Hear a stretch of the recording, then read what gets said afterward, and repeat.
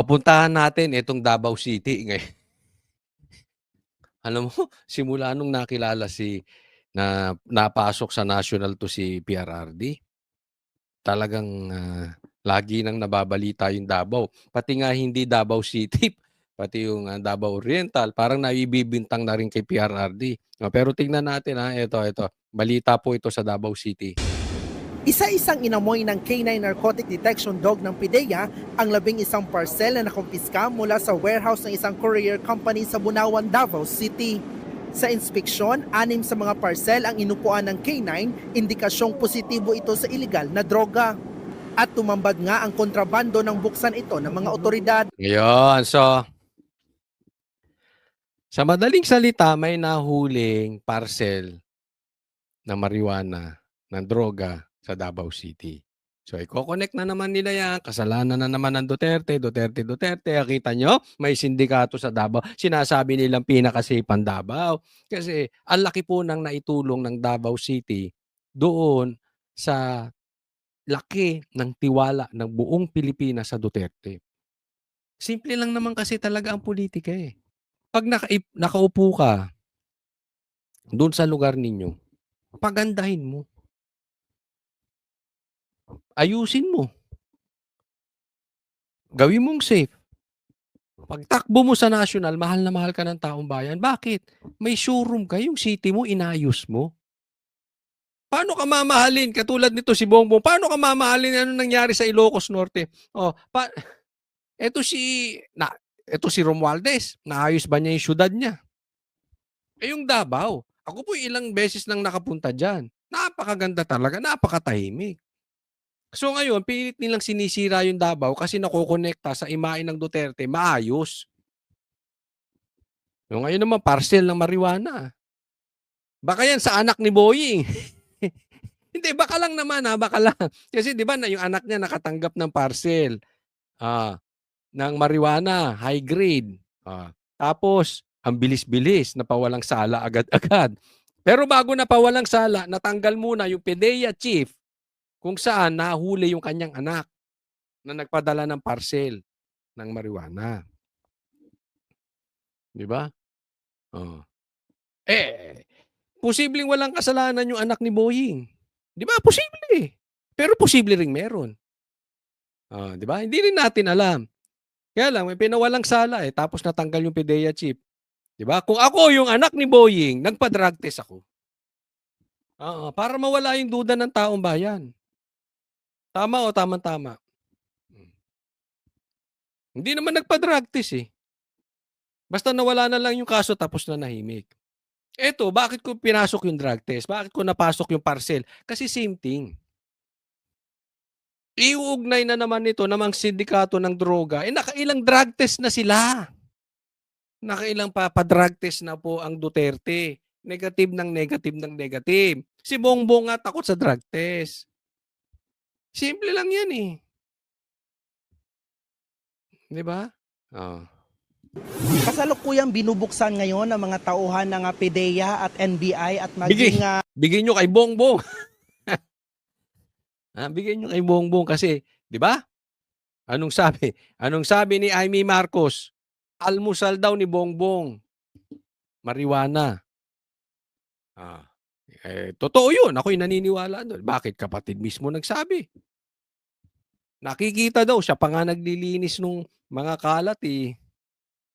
Tauhan ng courier ito ngang mga nakumpiska na mga kontrabando dito nga sa warehouse ng courier dito sa Davao City. Kung makikita natin na positibo mga kapatid, may mga marijuana, may nakita tayong mga illegal na mga kontrabando dito sa loob ng mga parcel. Positibo yung droga. Kaya lang ang tanong, hindi kaya tanim parcel yan?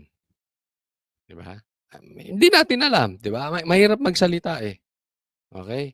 Pero nakakapagduda naman eh. Ang daming po pwede pagdalahan na lugar, nakalat ang droga.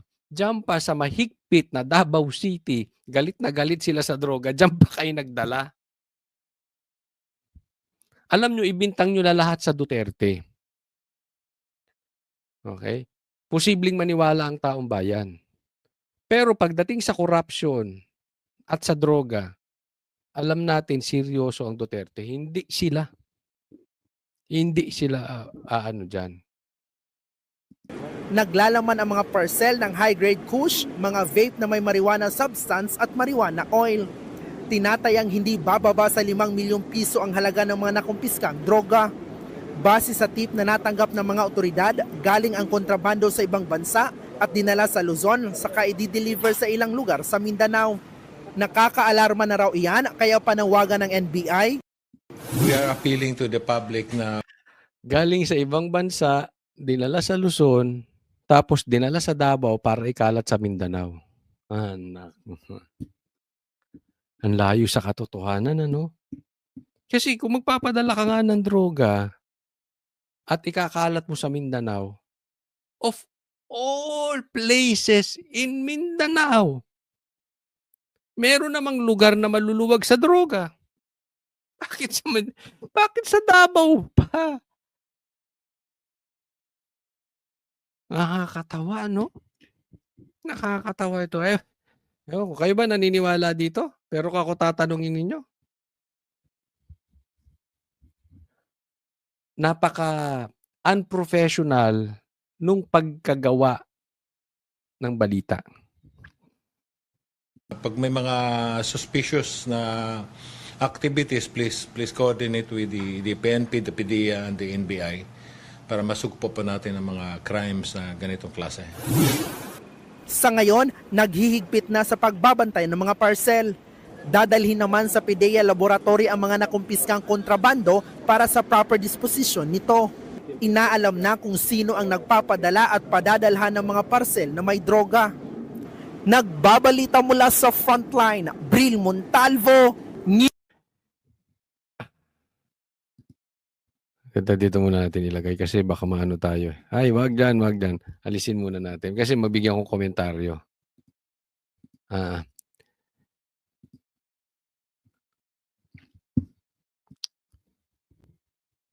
Gusto ko lang malaman kayo ba naniniwala dito?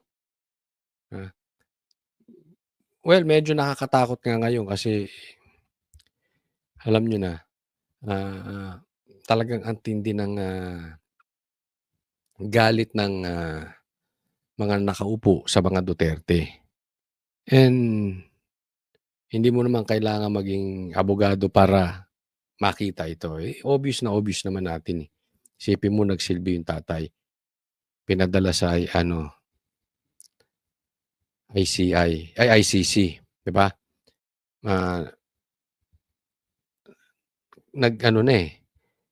Nagkakampi-kampihan na eh. Alam naman natin na galit sa komunista itong sila PRRD. Dito sa mga NPA, dito sa mga rebelde. Tapos napasok tayo sa ganyan na. Tapos may issue kay Bongbong sa droga. Once and for all. Ako, dapat tanggapin na ni Bongbong. Magpa-drug test na siya. No? Pero alam naman natin kahit anong gawin, hindi naman siya magpapa-drug test. So wala ding mangyayari. Kaya nga naman, ang lagi ko sinasabi, pagka may mga ganitong bintang, kadali namang patunayan kung hindi talaga sila involved o involved sila. Kami ang boses ng masa, hindi natatakot. Katotohanan lang, di kami nalulunod. Walang bahid ng sismis, lahat ay totoo. Kahit sino ka pa, pag mali ka babanatan ka.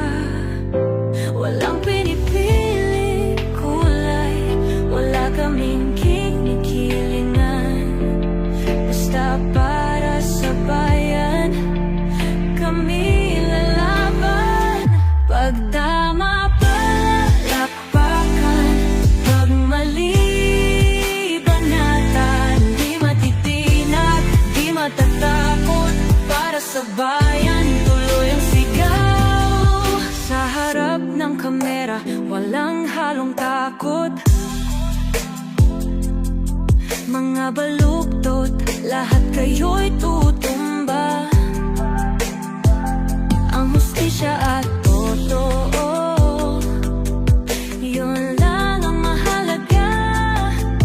Kahit sinong harang, di kami matitinag.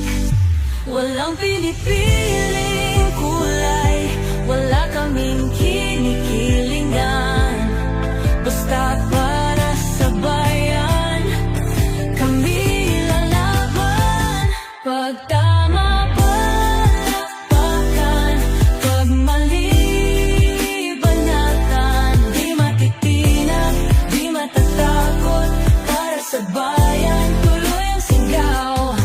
Kung nasa tama ka, ikaw ay aming kasama. Pero pag mali ka, handa ka na bang mabasag? Banateros kami, walang inuunan. Dahil bayan muna, bago ang sarili.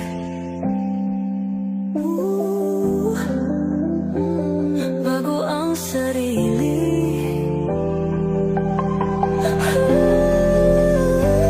Pag tama palakpakan, pag mali banatan. Banateros ang sigaw, katotohanan ang